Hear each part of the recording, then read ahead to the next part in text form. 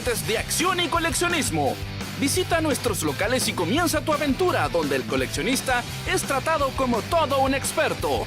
Contamos con geniales figuras de tus personajes de cómics, películas y series que no te puedes perder a un precio increíble. Introdúcete al mundo amiibo y checa la vasta colección de estatuas de tus animes favoritos del momento. Si de Pokémon se trata, tenemos una variedad en figuras para que los atrapes a todos. Y vuelve a sentirte un niño otra vez con la gran colección de figuras de Lego a tu disposición.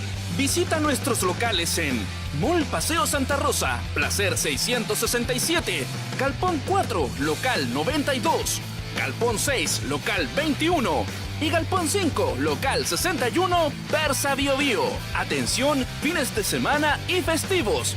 Haz tus consultas al fono más 569-4578-2188 y visita la fanpage de Universo Toys para estar al tanto de todas las novedades. Universo Toys, tienda de juguetes de acción y coleccionismo.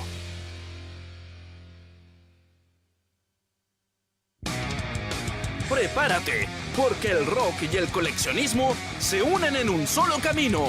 Rockin' Toys, tienda de artículos de colección. Checa las mejores poleras y polerones con estampados de tus series y bandas que siempre has buscado. Culturízate con los más espectaculares recitales de rock y aprovecha la oportunidad de buscar tus discos o vinilos de aquellas bandas que te hicieron vibrar alguna vez. Además, no puedes pasar por alto la gran colección de juguetes, maquetas, anime y cómics a precios realmente accesibles. Y si de lucha libre se trata, lo mejor de la WWE te está esperando para dar rienda suelta a toda su federación de luchadores. Ven a visitarnos, ya que muchas cosas más te están esperando. Visita nuestra tienda ubicada en Mall Paseo Santa Rosa, Galpón 3, Local 150, Persa Bio Bio. Atención, fines de semana y festivos. Haz tus consultas al número más 569-9775-5530 y visita la fanpage de Rockin' Toys para no perderte nada. Tienda de rock y coleccionismo Rockin' Toys, tu lugar de encuentro.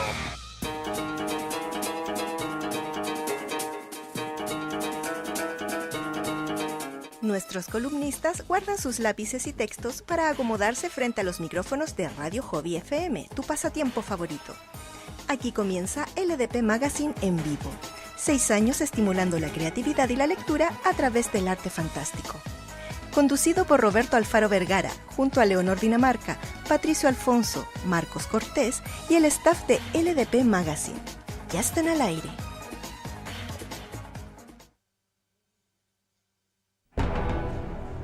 Muy buenas tardes, amigos de Hobby FM. Ya estamos al aire con LDP Magazine en vivo. Acá estamos ya preparándonos en esta noche, que nos faltaron los truenos y los relámpagos para esta segunda parte, para conversar sobre Frankenstein, Víctor Frankenstein y su criatura.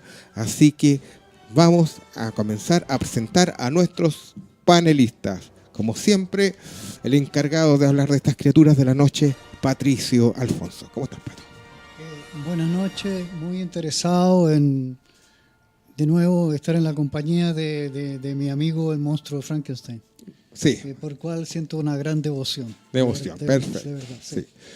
Y con nosotros el destacado escritor de ciencia ficción nacional, teórico y experto en todo lo que es arte fantástico, Made in Chile, el señor Marcos Fabián Cortés.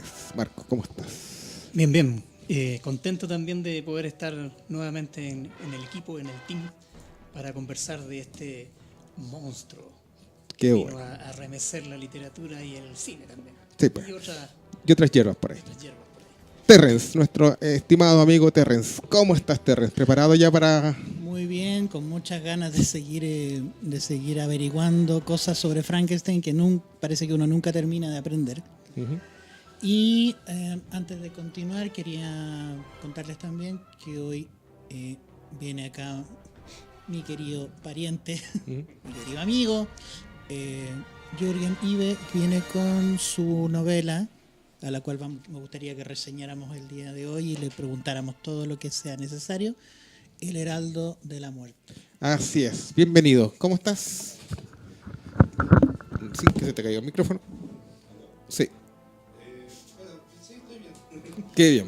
Sí, qué bueno. Estaríamos, sí. Corto y preciso. Así que, chicos, antes de empezar, un abrazo fuerte, fuerte, fuerte de parte de todo el equipo del LDP. A nuestra querida Romy Enrique, que está pasando por un momento muy difícil. Sí. Así que, Romy, te queremos y aquí estamos para lo que sea. Así que plata no tenemos, pero estamos aquí. Así que un abrazo y te queremos mucho. Plata no tenemos, pero monstruos sí.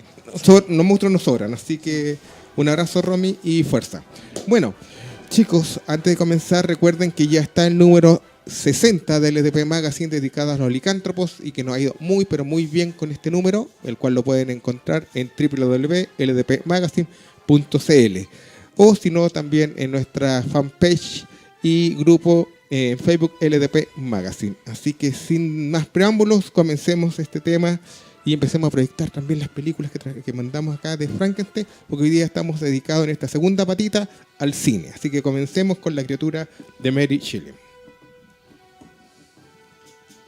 Bueno, el cine de Frankenstein parte, se puede decir, pues que hay una película más antigua que no se conserva, pero la primera película conservada de Frankenstein y que podemos ver ahora es de 1910.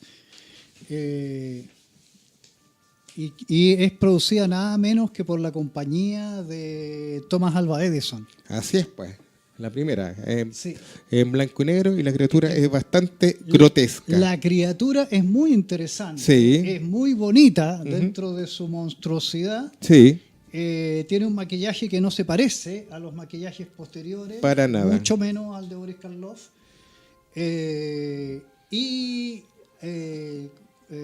¿Cómo se llama? Tiene un patetismo bastante especial, sí. Y enseguida el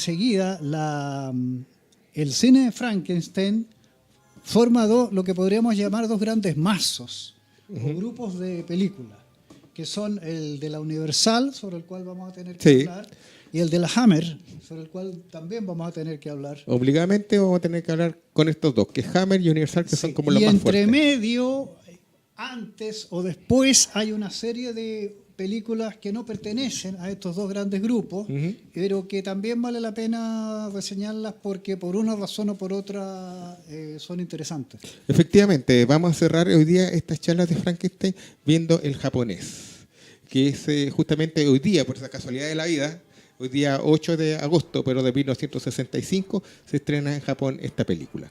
Así que empecemos a conversar directamente ya con el monstruo. Ya estamos diciendo en cierta medida que la criatura, la primera que se hace es con Thomas Alva Edison. Con Tomás Alva Edison, sí, Sí. sí. Y Charles Owl es el nombre del actor. Sí. Sí. Y una de las cosas más curiosas que justamente se asemeja mucho al libro porque utiliza la manera en que se crea la criatura a partir de alquimia, más que con Sí, el rayo eléctrico sí, que nos hay acostumbró una Universal. cercanía con el texto que no la tienen las películas de James Whale y siguientes, que se inspiran más en obras teatrales. Sí. En lo mismo que pasó con Drácula en la Universal, ¿no? Sí. De Hamilton y Balderston. Sí. Hamilton Dean y Balderston. Así es. Entonces, de hecho, el primer Frankenstein del año 1931, donde aparece por primera vez Boris Karloff y que es efectivamente una versión de la película, porque las demás son secuelas, una versión de la novela, perdón. Sí, porque las primeras están basadas directamente en las obras de teatro, ¿acuerdas? Está basada en la obra de teatro y hay un gran desconocimiento. De hecho, en los créditos se le atribuye la obra a Percy Shelley y no a Mary Wollstonecraft Shelley, que era la verdadera esposa. Eso lo arreglan después, el año 35. ¿Pero te acuerdas por qué sucede esa confusión? ¿Que confunden a Percy, que es el autor del libro? Confunden a Percy Shelley. Sí, pero ¿tú sabes por qué? Mira, puede ser por el título. No, es por otra cosa. Ya. Porque él escribió ¿cómo se llama? El prefacio del libro. Él escribió el prefacio, Al sí, comienzo. sí, sí. Y le dedica unas palabras muy lindas a su suegro, que es el papá de Mary. Entonces todos estaban convencidos. A William Goldwyn. Justamente. A William Entonces estaban todos Goldwyn, sí. convencidos que él había escrito el libro, porque no salía el nombre de Mary, era autor anónimo. Si es años después, cuando se hace la segunda edición, que Ahí recién, se dan cuenta. Ahí se dan y ahí ella se va dan con el cuenta. nombre. Y ahí claro, ahí está Elsa el- Lanchester no solamente encarna a la novia de Frankenstein, sino que encarna también a Mary Shelley. Justamente. O Mary Wollstonecraft, como Claro, quiera. sí. Sí. Sí, no, pero en la segunda edición de la novela, a eso me refiero, ahí sale el nombre de Mary. Entonces ahí como que captaste. Curiosamente, era una curiosamente pasó algo muy parecido con el vampiro de Polidori, que se lo atribuyeron a Byron. Sí, justamente. O sea, hay una serie de... Bueno, Sí. Ahí estamos proceso de viendo las escritura. imágenes, justamente el Frankenstein de 1910, que ese es una joyita. sí, ese es el de Sí. Thomas Alva Edison, que estamos viendo en este minuto en... Producido por... Shirley se llama el director, ¿no? La Claro. productora es la de Thomas Alva Edison. Claro, la idea la idea de ellos era hacerlo en kinestoscopio, que era ¿te acuerdas? Estas que uno echaba unas moneditas cuando iba a la Sí. feria Sí. o a los circos. Y mira, Nickelodeon, Claro, Canal y se daba vuelta, sí, pero después ya dijeron no, vamos a hacer esa cuestión y vamos a hacer una película ya directamente de cine. Si hubiera sido de kinetoscopio, habría durado, qué sé yo, 10 minutos. ¿no? Menos, sí. es que yo me acuerdo Igual que- es una película bastante corta. Sí. ¿Cuánto duró la película de esa? Esa dura 17 minutos. 17 minutos. Sí, pero si lo hubieran hecho en el sistema, yo creo que son menos de un minuto, dos minutos. Yo aquí me acuerdo que eran súper cortas. Yo alcancé a ver algunas muy rayadas. Yo era cabro chico en algunas partes. En algunas partes tenían. Sí. Y era una fracción de segundos, sino eran las grandes películas. Así que eso. También hay una versión que duró 70 minutos, que esa era un poquito más larga. Una versión estoy buscando aquí, de 1915, que se llama The Life with Soul. Vida sin alma. Sí, de Joseph W. Smythe. Sí. Y estamos usando de torpeo el número 42 del LDP Magazine, que está dedicado a Frankenstein. Bueno, así que- ahí en ese libro está la Sí. filmografía Sí, hasta el sí. Frankenstein al final. Está la filmografía hasta el Frankenstein con de Kenneth Branagh con Robert De Niro. Hasta ahí llega. Sí, y existe una película italiana también que es Il Monstruo di Frankenstein, Capisci, de Eugenio Testa. Esto es de 1921. Il Mostro. Il Monstruo.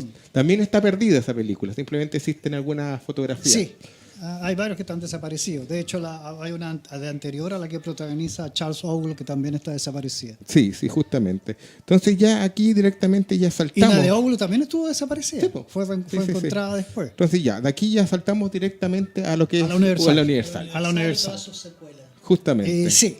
La primera película iba a ser protagonizada por Bela Lugosi, que ya se había pegado el batatazo, había dado el batatazo con Drácula.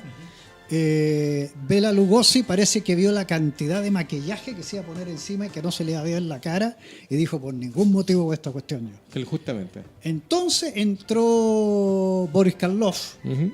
que en realidad se llama Henry Pratt, ¿no? Pero tiene el seudónimo de Boris Karloff, con el maquillaje de Jack Pierce, que es el maquillaje que casi todo el mundo, aún en nuestros días, en nuestros aciagos días, asocia con el monstruo de Frankenstein, incluyendo los tornillitos en el cuello. En el cuello. Ninguno de esos detalles aparece en la novela, ¿no?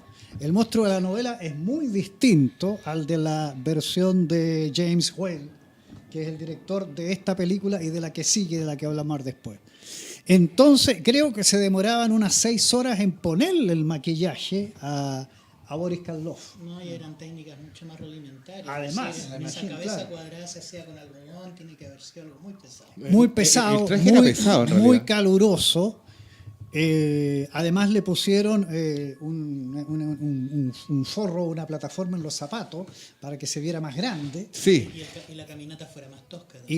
y para que le costara caminar, de hecho, porque de eso se trataba. Sí, hay una cosa curiosa en la de la Universal, es que directamente... ¿Qué hace Drácula? Sí, Sí, ese. No, esa es la parodia, ese Abbott y Costello. la parodia cómica. Sí, donde juntó los monstruos. Sí. Sí, que la Universal estaba a punto de irse a la quiebra, a pesar del éxito que había tenido con Drácula. Con Drácula. Y el gran salvavidas fue Frankenstein. Sí. Sí, Sí. Esa fue una de las cosas curiosas. Pues. Oye, volviendo, retomando un poco el tema del maquillaje o la figura que creó la Universal y con el maquillaje que le puso a Boris Karloff, se usó de hecho en muchas otras versiones posteriores. Se usó en Incluso- toda la saga de Frankenstein que hizo la Universal. Sí, Quedó pero no icónico. solamente en películas Sí. relacionadas con Frankenstein, porque por ejemplo, si se recuerdan ustedes la serie de los locos Adams, de la familia Ah, Adams, ya. de largo está inspirado justamente en... Por supuesto, porque En el- se creó acá un ícono, ¿no? Sí. Un santo, podríamos decirlo de manera figurativa, ¿no? Alguien a quien dan ganas de poner en la pared o andar una camiseta, como ha pasado con otro personaje. Se creó ese ícono y ahora la figura del monstruo de Frankenstein es inseparable del maquillaje que Jack Pierce, que delante de él hay que sacarse el sombrero, Sí. hizo sobre, porque eso es Boris Karloff. A mí me gusta el detalle que aunque hagan otro maquillaje o hagan otro diseño, el comentario es, bueno, no es el maquillaje al que uno está acostumbrado, sino que es otro. Pero siempre, aunque no esté presente ese look, te tienes que acordar de él. Efectivamente. Aunque dicen que las malas lenguas que realmente aquí hubo otras manos. Estaba el director de la película involucrado también. Que, James Whale. Sí, él hizo muchos bocetos, dice, para llegar a la concepción. Y era otro maquillador que era como ayudante de Pierce, que también fue el responsable real del maquillaje. Pero eso nunca se ha comprobado. Siempre se ha dicho Es que parte de la Urban mitología. Legend, ¿no? Es Sí, que de sí. repente, hasta el día de hoy, existen muchas personas que trabajan en películas y no salen en los créditos. Hoy en día se dicen, no, si se sabe inmediatamente todo el mundo que trabaja en las películas porque uno lee todo el contenido al final, pero realmente no está Sí, todo el mundo. Al final el responsable va a ser el importa- encargado. la el importancia, director de maquillaje la importancia es el que le dan responde. los créditos a los personajes es muy rara. De hecho, Boris Karloff no aparece en primer lugar.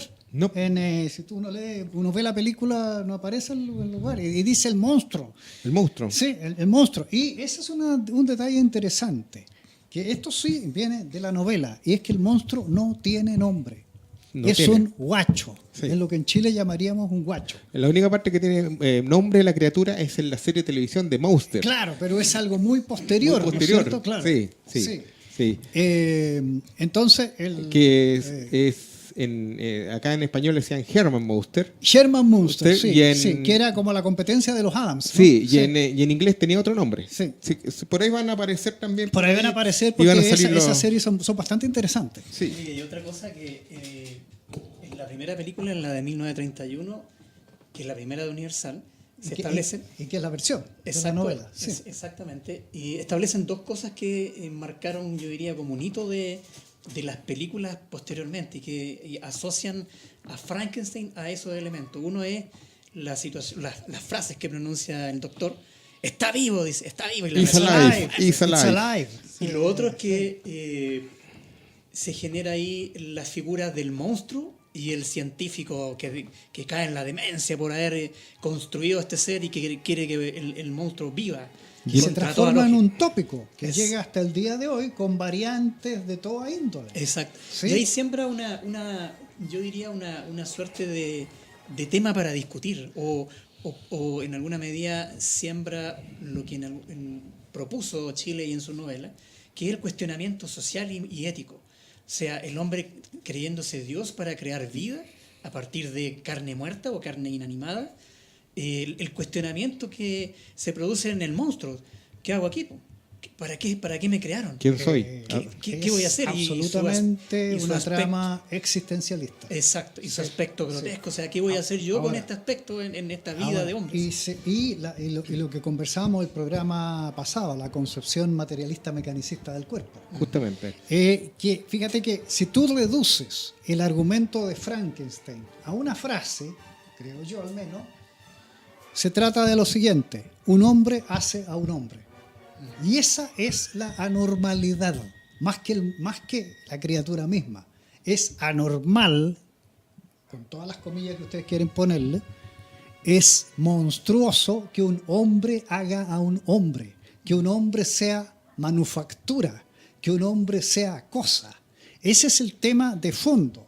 Y la novela de Mary Shelley es una tragedia, incluso en el sentido griego de la palabra, ¿no? Como podría ser una tragedia, qué sé yo, Edipo, ¿no? Sí, lo otro es que otra de las cosas que están muy arraigadas en la película Universal, que aparece directamente, sale la criatura, sale el doctor Frankenstein y otro personaje que no sale en la novela, que es el jorobado. El ayudante. El ayudante, que Sí. eso ahí queda muy marcado. Sí. Master.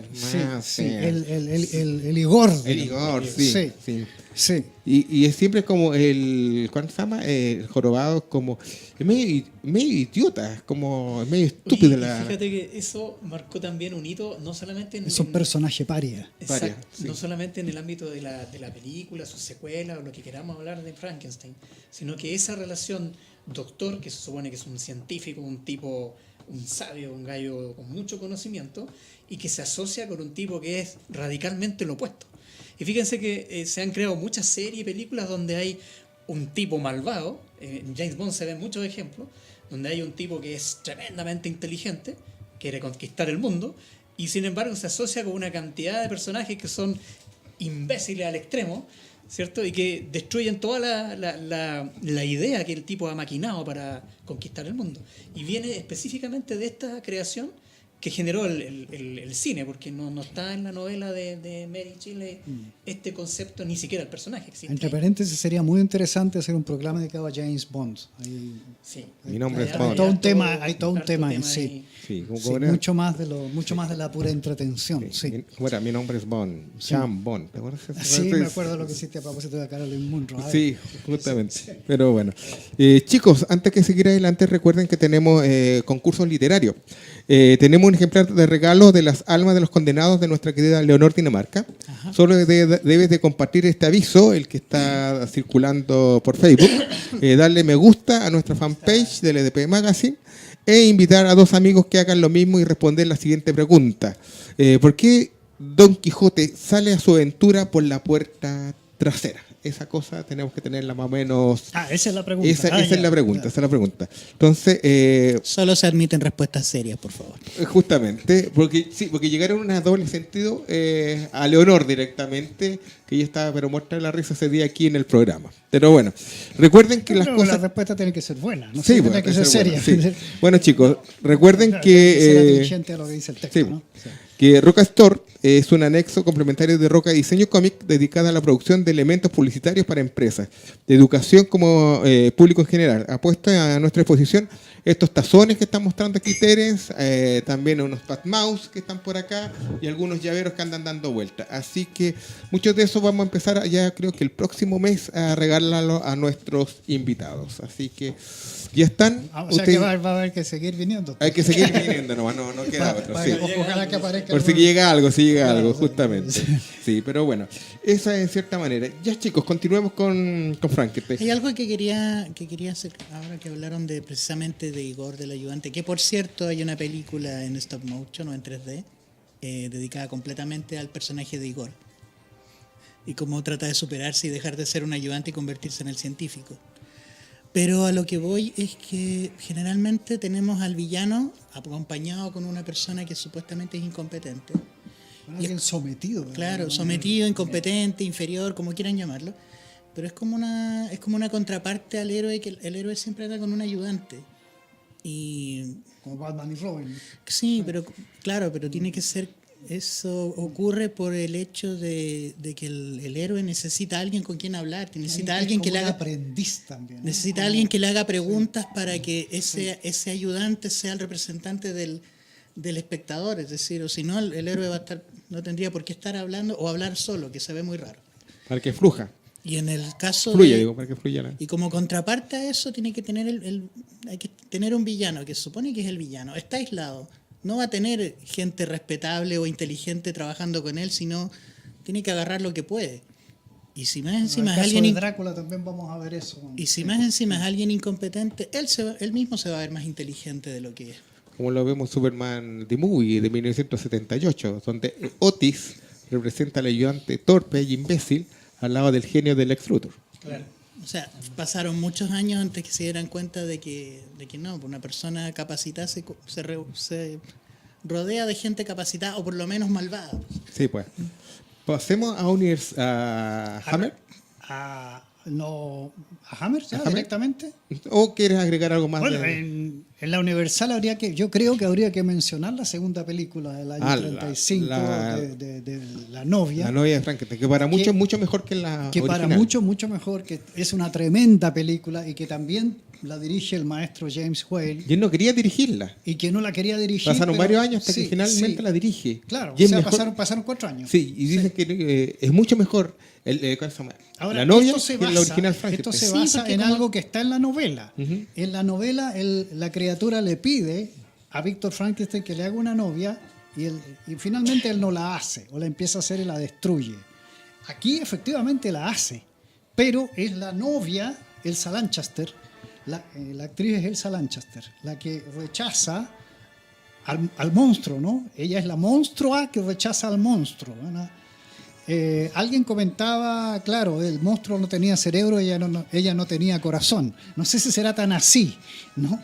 Pero pasa, ¿no? Pasa. Y al final, bueno, no voy a hacer spoiler, ¿no? Pero Creo que ha pasado bastante tiempo.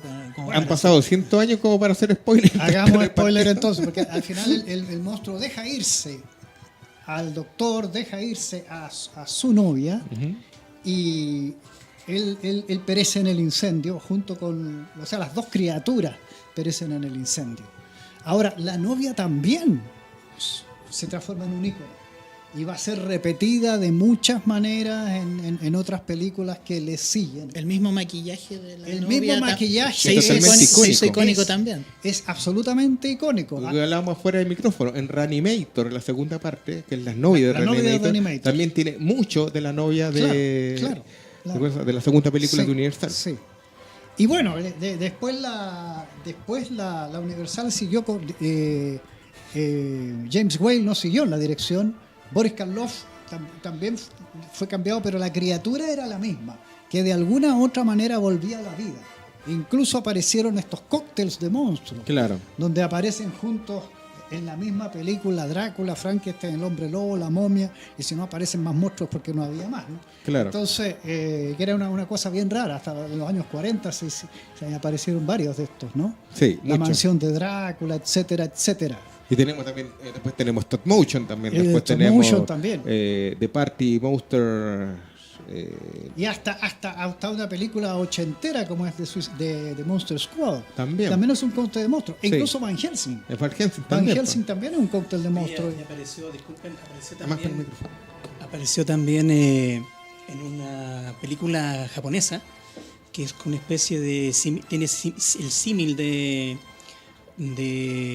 ¿cómo se llama esta película americana donde se juntan 10 historias de animación, que de hecho la comentó, se me fue el nombre en este minuto de la película.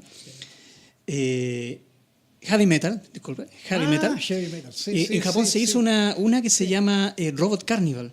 Y dentro de esa, que también son 10 historias distintas, pero todas las conecta un robot. O sea, en todas hay un robot del cual se habla en cada una de esas historias.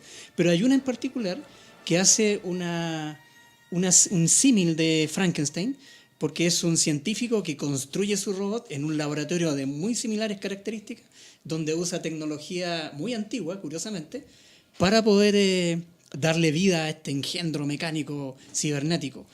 Y de hecho el corto de animación japonesa en esa oportunidad se mueve tal cual como lo hacen las películas de Frankenstein. De hecho es una alusión a Frankenstein. Funciona. Pero claro, pero llevado al ámbito de la cibernética. Sí. Si lo comparamos de repente con lo que fue Jet Marte o Astro Boy, también tenemos el científico que crea a partir de la imagen de su hijo este androide, este niño, y al verlo que no crece, simplemente cree eternamente así, él decide, lo rechaza, igual como lo hace Víctor Frankenstein con su creación, y lo desecha prácticamente. Entonces ya tenemos, de cierta manera, que esto ya se repite una y otra vez la historia. Así que eso, pasemos entonces A la Hammer. A la Hammer. Bueno, la Hammer hace su primera película en 1957. The Curse of Frankenstein, La Maldición de Frankenstein, donde el monstruo va a ser Christopher Lee. Y por un asunto de patentes, el maquillaje del monstruo es totalmente distinto al que usa Boris Karloff en la Universal.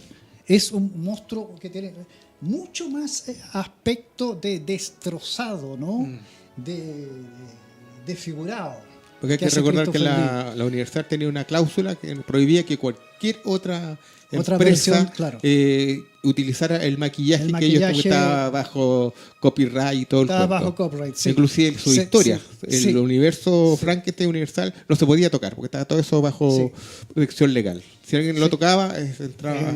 arriesgaba las penas del infierno. Sí. Hoy nos están saludando desde Coquimbo nuestro amigo Jorge Alberto Collados, que también es parte del LP. Dele saludos. Saludos. Pata Patitos también nos está saludando desde Maipú. Dice, hola chicos, y preparados para seguir con la segunda patita de Frankenstein.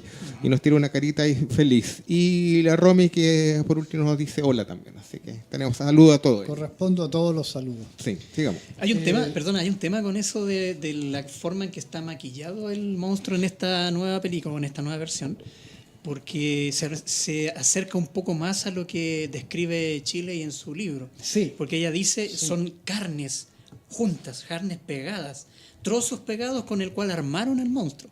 Sí. Entonces aquí, en vista de que no pudieron utilizar el maquillaje... Claro, incluso tiene un ojo que da la impresión de que no ve. Es bastante más mal hecho, por decirlo de alguna manera, que el de Boris Karloff, que después de todo es un monstruo compuestito, ¿no? Sí, compraron las piezas en el Vigo Vigo. Este lo hicieron por FONASA, lo hicieron apurado. Claro. Y bueno, aquí aparece una saga de Frankenstein. Son 7 películas. Todas ellas, menos una, las dirige el maestro Terence Fisher, que es también el que dirige las 3 primeras películas Drácula de la Hammer. Y todas ellas, menos la misma, están protagonizadas por a mi juicio, el mejor doctor Víctor Frankenstein del cine, que es Peter Cushing. Bueno.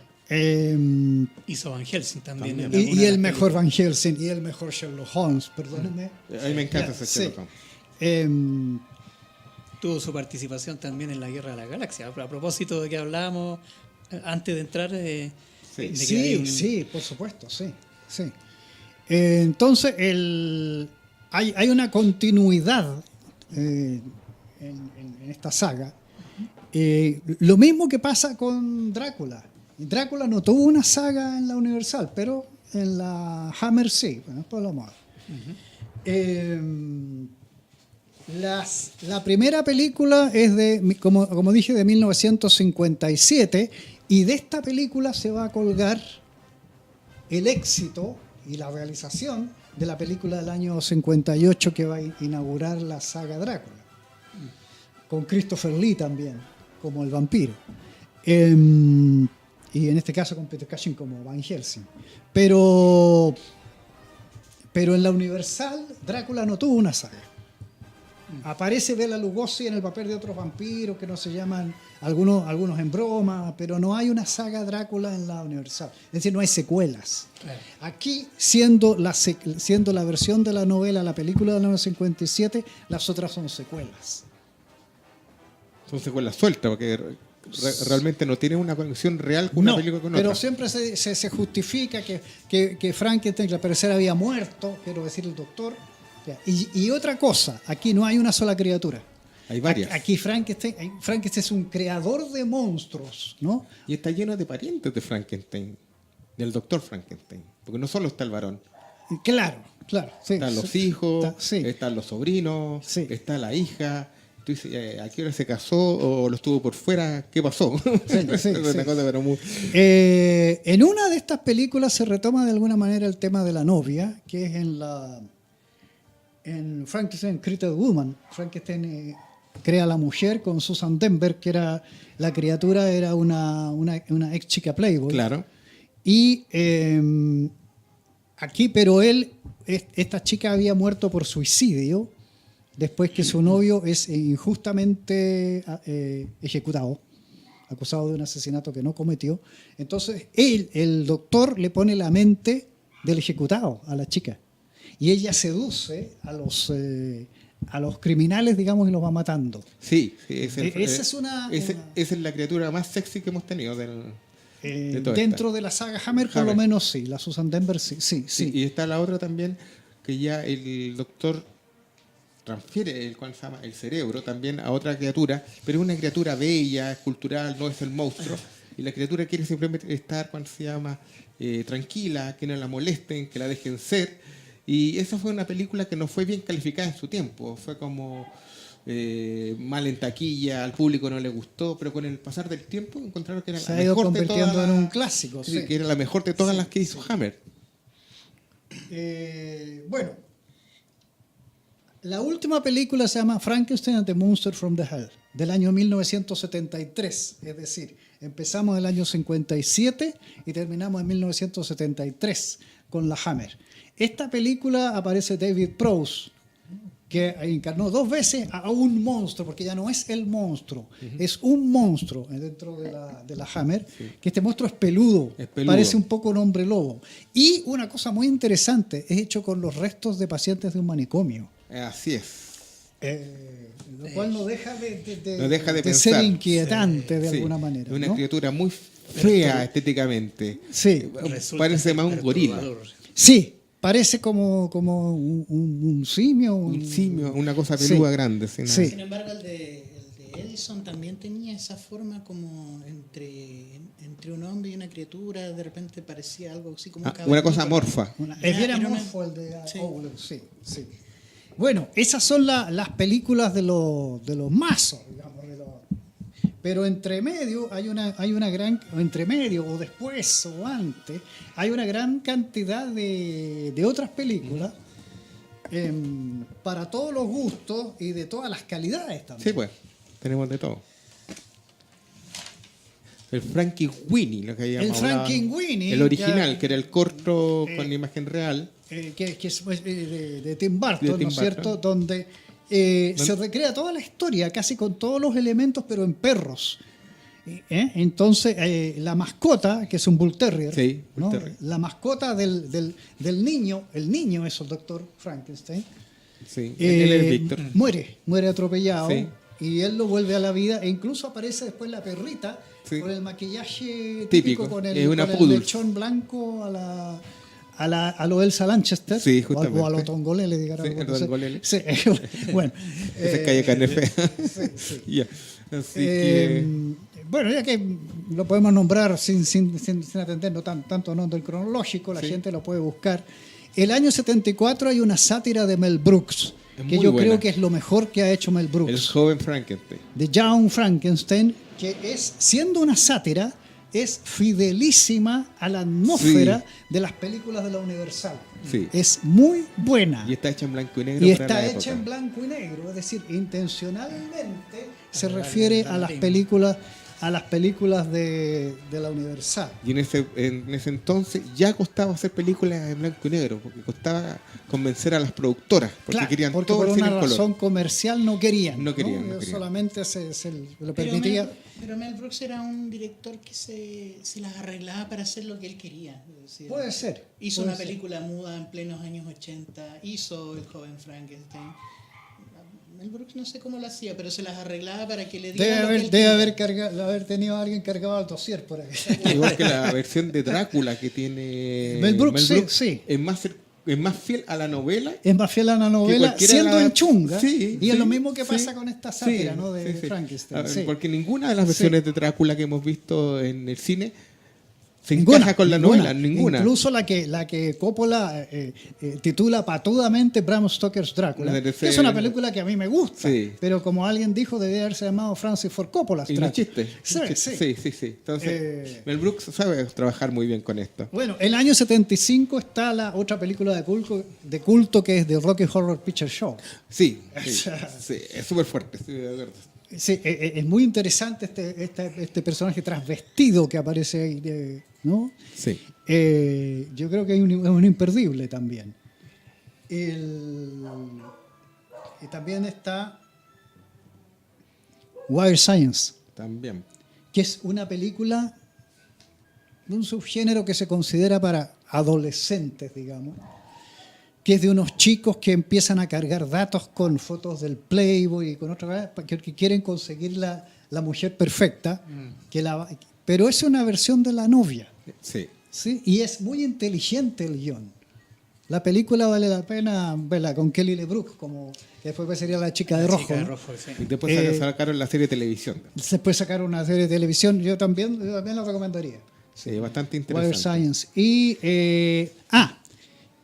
a propósito del juego de los títulos que decías tú, o no sé si lo decías tú, pero si no importa,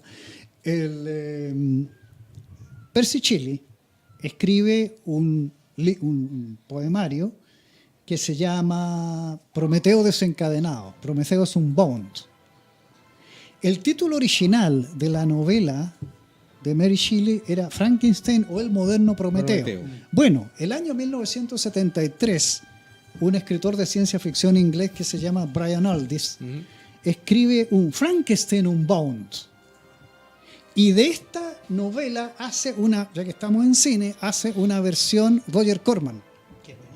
Que es muy buena, quizá lo mejor que hizo Roger Corman, que se llama igual Frankenstein Unbound, y que aparece Raúl Juliá, que parece que es su último papel que hizo. No, fue fue hizo más, se murió después, luego. Sí. Después que hizo ¿cómo se llama? Era un ¿Cómo se llama? fighter. Que está basado en el videojuego Street Fighter. Street Fighter, sí. Bueno, Esa fue la- ahí de hecho, aparece, ahí le hacen una dedicatoria. Raúl Juliá como el Barón Frankenstein, aparece Bridget Fonda como Mary Shelley, y curiosamente, bueno, en la novela también pasa, se mezclan los personajes de ficción, porque aparece el monstruo de Frankenstein, pero aparecen también los personajes históricos, como Mary Shelley, Lord Byron, Percy Shelley. Efectivamente. También es una película que vale la pena ver. Sí. Antes que se nos olvide, con la película Frankie Winnie, se me olvidó decir, le costó el trabajo a Tim Burton. Lo despidieron en la de Disney, porque era de sí, Disney. Lo sí. despidieron porque era muy oscura. Y irónicamente, pues lo contratan con los años y termina haciendo la versión de stop motion de la película. Y está calificada como una de las muy buenas películas de homenaje a los monstruos cincuenteros. Oye, a propósito, buscando por ahí muy brevemente información adicional sobre Frankenstein, encontré algo bien interesante que es un poco el legado que deja la novela y toda la filmografía, o el concepto que está detrás, que el concepto que tiene que ver con el estar vivo, el personaje que se siente que está vivo, y por otro lado la necesidad de sentir también, porque algunos de los Frankenstein definidos en las películas no tenían sentido, no podían sentir. Y yo creo que eso también era una de las grandes frustraciones del monstruo, de ver que el humano siente y él no podía también reflejar ese mismo sentir. Y bajo esa perspectiva alguien por ahí hizo un estudio y dijo, bueno, esto dio pie para construir otros personajes que tienen más o menos la misma problemática. ¿Quiénes? Por ejemplo, el joven Manos de Tijera. Sí. Sí, que está en la tradición. ¿Cierto? Está en la tradición, sí. Exactamente. Está también el pequeño androide creado para inteligencia artificial, que él también quiere sentir, él quiere sentirse el hijo de la... Es de Aldis, justamente. El libro está basado. Aldis. Sí, los juguetes son para el verano, algo por ahí Sí, es el título, sí. si no me equivoco. Entonces ahí estamos hablando de una cierta influencia en otros ámbitos que se empiezan a ramificar en otras historias y otros personajes, pero que tienen más o menos la misma problemática existencial. Sí. Estoy vivo, siento, ¿qué hago aquí? ¿Quién soy? ¿Qué voy a hacer? Sí. Chicos, tenemos concurso literario, aparte del que ya nombramos de otro más. Tenemos 3 ejemplares de Acún, de Jorge Alberto Collado, nuestro amigo de Coquimbo. Solo de compartir el aviso que ya está dando vuelta por Facebook y darle me gusta a nuestra fanpage e invitar a 2 amigos a hacer lo mismo y responder la siguiente pregunta. ¿Cómo se llama el actor que interpretó a la criatura y que participó en Star Wars? Estamos hablando de la Star Wars original. A la criatura, Sí, nótese. a la criatura. No, Nótese la criatura. al doctor. No al doctor, sino a la criatura. Así que eso. Como nos pasemos ahora a ver, esto va a ser más rapidito. La versión japonesa, que por ahí te la mandé, José, también. Curiosamente hoy cumple Hoy día está de aniversario, justamente, que fue estrenada un 8 de agosto de 1965, que aquí estamos viendo esta sinopsis de 2 minutos, que además no alcanza para hablar el tema, que se llama, que me perdonen, no sé si estará bien pronunciado, por Fukarankenjuntai Tai Chitei Kaiju Baragón, que es en chileno sería Frankenstein versus el monstruo subterráneo Baragón. Esta es una película dirigida por Ichiro Honda. ¿Quién es Ichiro Honda? El director de Godzilla, de lo Godzilla original. Y detrás de los efectos especiales de esta película está Tetsuraya, que también es responsable de Godzilla y que tiempo más tarde va a ser el encargado de la serie Ultraman. Él es el papá de todos los ultras que nosotros conocimos por lo menos hasta el año 70. Esta película después tendría al año siguiente una segunda parte que se llama La Guerra de las Gargantúas, también del año 66. La Guerra de las Gargantúas, sí. Pero esta película específicamente... Tiene mucho de kaiju. Este kaiju, con monstruos gigantes. Este kaiju con monstruos gigantes, sí. Pero la gracia de esta es que un submarino alemán, hay que recordar que durante la Segunda Guerra Mundial Hitler está interesado en encontrar muchos artefactos y cosas raras míticas. Entre esas se va a buscar el corazón de Frankenstein en un submarino alemán y lo encuentran en un Ártico. Ahí encuentran el corazón de Frankenstein congelado. Y se lo llevan y la idea era que a partir del corazón se podía regenerar la criatura. Justamente. Y parten a Japón con esto para que lo vea un equipo allá japonés. Empiezan a revisarlo y justamente coincide cuando cae la primera bomba atómica en Hiroshima. Entonces, 1945. Entonces, ¿qué es lo que pasa con esto? Se pierde entre los escombros el corazón, que queda irradiado con mucha la gente que estaba en ese minuto ahí, y nace un niño más o menos deforme con el tiempo, que va creciendo, y él encuentra el corazón de Frankenstein y se lo come, porque no había que comer, está entre las ruinas radioactivas. Y esto lo infecta y empieza a mutar y a crecer, y se crea este Frankenstein, esta criatura gigante que se va a entrar a enrostrar y a enfrascar a coscachos limpios con esta criatura que es Baragón. Es típico del kaiju eso, que los monstruos se agarran a coscachos. Sí, y Baragón es un personaje que ha salido en muchas películas de kaiju japonés. Así que es bastante interesante, chicos. Si la encuentran por ahí, véala y disfrútenla. Oye, solo un dato nomás, a propósito que mencionaste a los nazis, que están muy metidos, y Hitler muy metido en estas cosas místicas y sobrenaturales.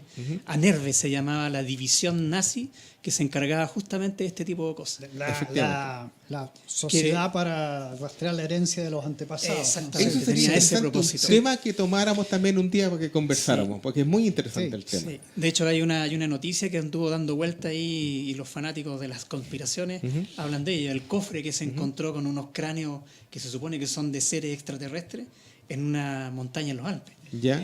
Sarcófago de metal. Exactamente, que es una especie de caja de tiempo que enterró ahí el grupo ANERVE. Sí. Yo conversé con varios amigos que ya están fichados, entre ellos Freddy Alexis, experto en paranormal y también en ufólogo, y otro ufólogo conocido, porque eso tú querías, Pato, que los convidáramos, así que ya están conversados, y es cosa que después veamos nuestro calendario y nos ajustemos con ellos para que conversemos del tema. Del tema ufológico. Sí, y este del nazi también es bastante interesante. Eso también es interesante, sí. Ahora, sobre otras películas, me gustaría mencionar la saga de Reanimator, que originalmente son textos de nada menos que de Howard Phillips Lovecraft, y que indudablemente están en la huella de Frankenstein, ¿no? Sí. Y las dos películas que hizo Brian Yuzna, Reanimator y La novia de Reanimator. Y que hay una saga completa. Sí, pero las primeras, esas dos las dos son las mejores. Clásicas dentro de una filmografía frankensteiniana. Sí, es muy, muy buena. Sí. Y otra cosa que me gustaría mencionar, y me apuro porque si no se me va a olvidar, es que hay películas, el Alzheimer a esta altura es ya galopante. Para tener que trasplantarme el cerebro, en eso estoy, a propósito. Se me olvidó. No, hay algunas películas que no son versiones sobre la ficción de Frankenstein, sino sobre el proceso de escritura que se dio en la Villa Diodati, donde apareció tanto el monstruo de Frankenstein como el primer vampiro De literario Polidori. propiamente tal, The Vampire de William Polidori. Hay una de Ken Russell que se llama Gothic, Sí. ¿ah? Que o sea, es otro tipo de cine que tiene que ver de una manera, podríamos decir, lateral con la ficción de Frankenstein, porque es metaficción, ¿no?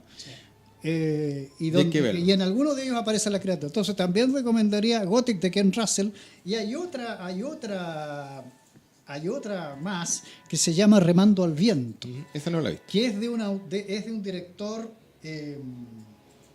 español que se llama Gonzalo Suárez, Ya. y donde aparece también la criatura, ¿no?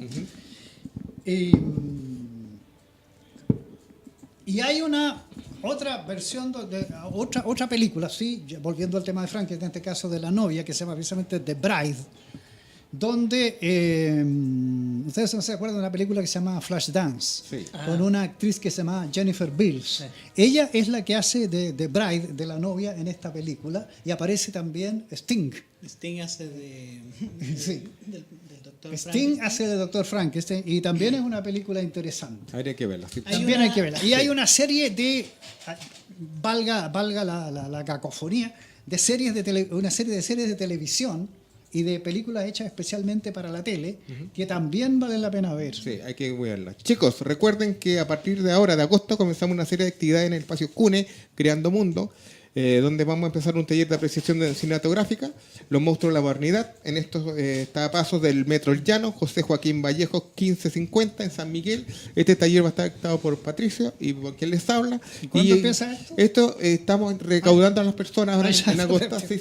Ya. Sí, así que yo creo que nos podemos retrasar un poquito, pero estamos haciendo el llamado ahora a partir de agosto. Ya, Sí, ya. así que eso.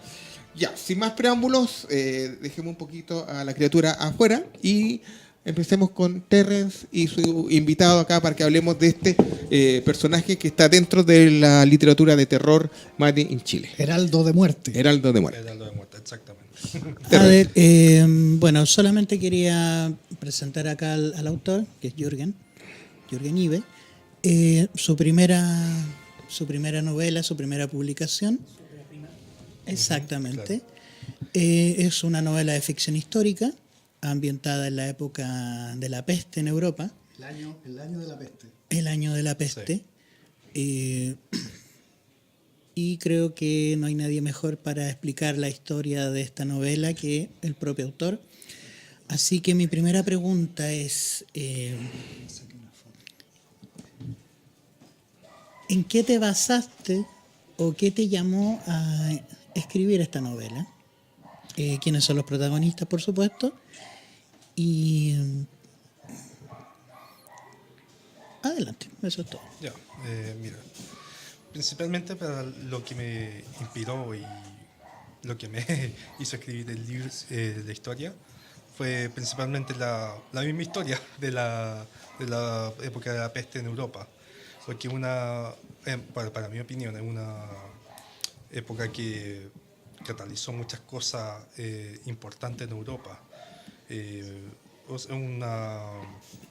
Yo lo considero casi como el primer verdadero apocalipsis que sufrió la humanidad. Sí, pero también aparte de eso, a la larga se crearon para simplificarlo, es como una época donde inician los cambios en Europa.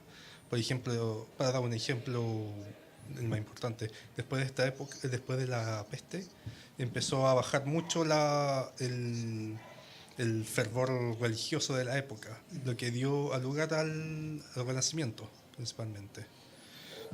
Además de que, bueno, por ejemplo, un ejemplo más mundano, todo el mundo conoce los chops alemanes, que son los que tienen la tapita, La tapa y la manilla. la tapa y la manilla. Esos fueron creados para que los ratos no entraran a los tacos.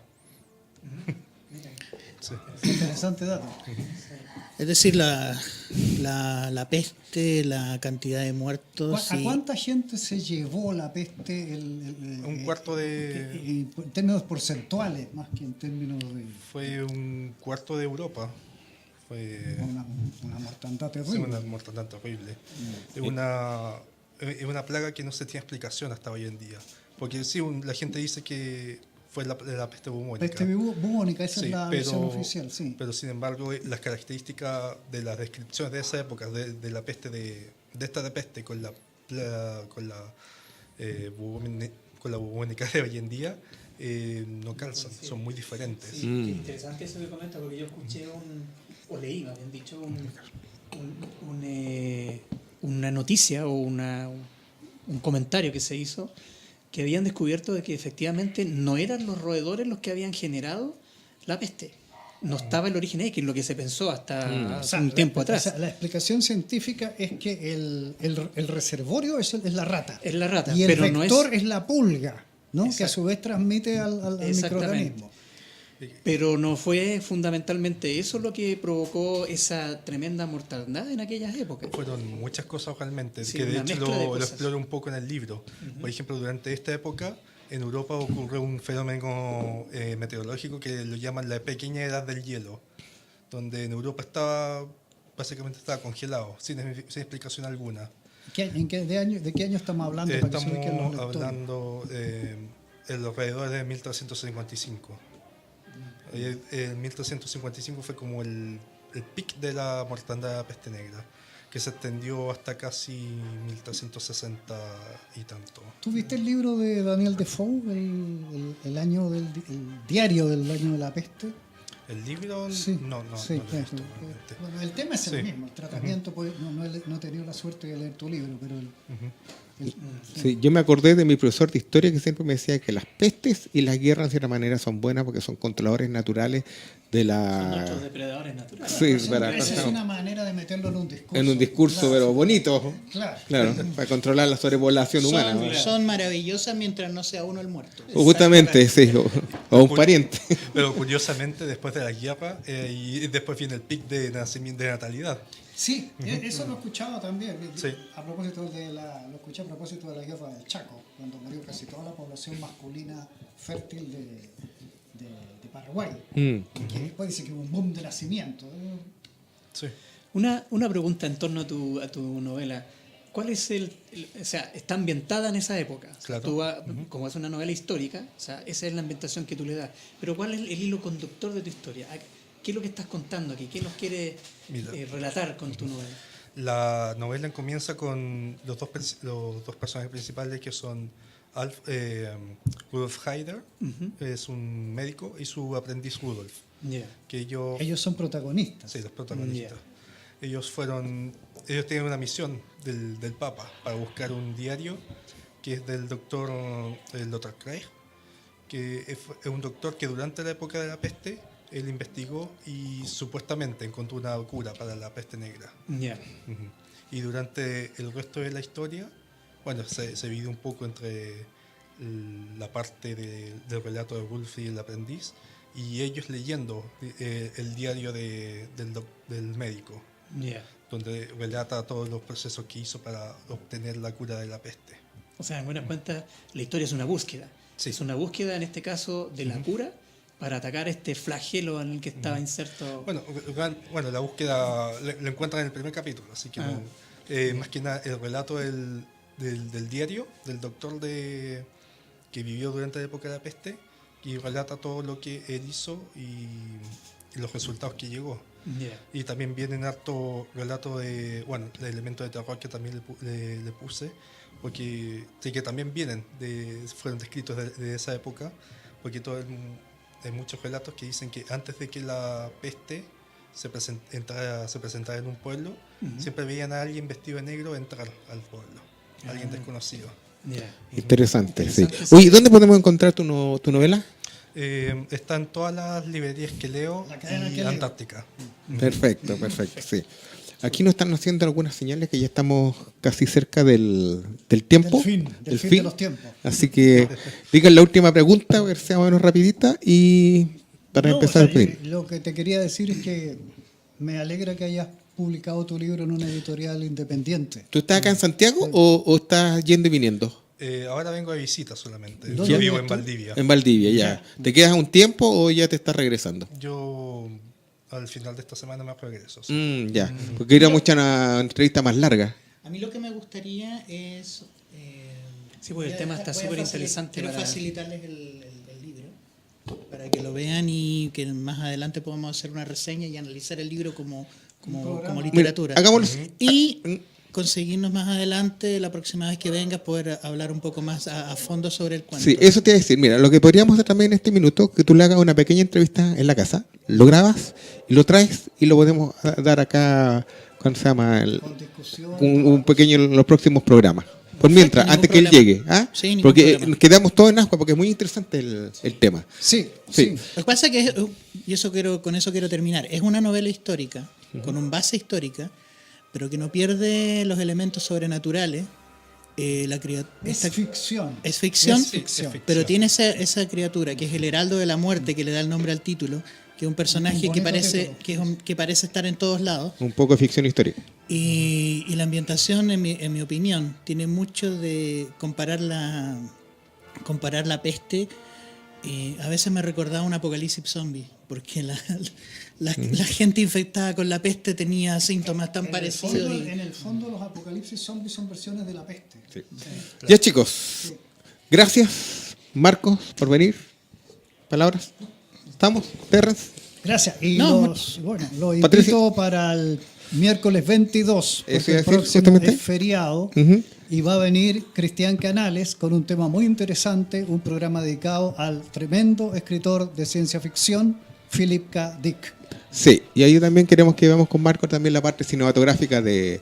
Aparte de la literatura, demos a la parte fílmica, porque tiene mucho de qué hablar. Sí, vamos a hablar ahí de películas inspiradas en un Philip K. Dick, libro. justamente. El sí. 22. Y gracias por 15. venir, te pasaste. Así que, amigos, ya saben que nos encuentran como siempre en www.ldp Magazine y en día 22 ya vamos a estar acá con los amigos de Hobby FM.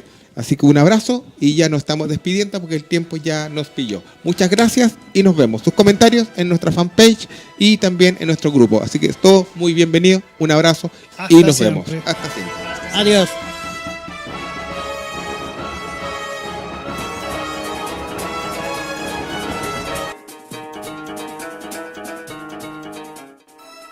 Los micrófonos se apagan, nuestro panel regresará en 7 días más con sus investigaciones e invitados. Pero nos puedes seguir por www.ldpmagazine.cl. Y recuerda, la cita es cada miércoles de 19 a 20 horas por Hobby FM, tu pasatiempo favorito.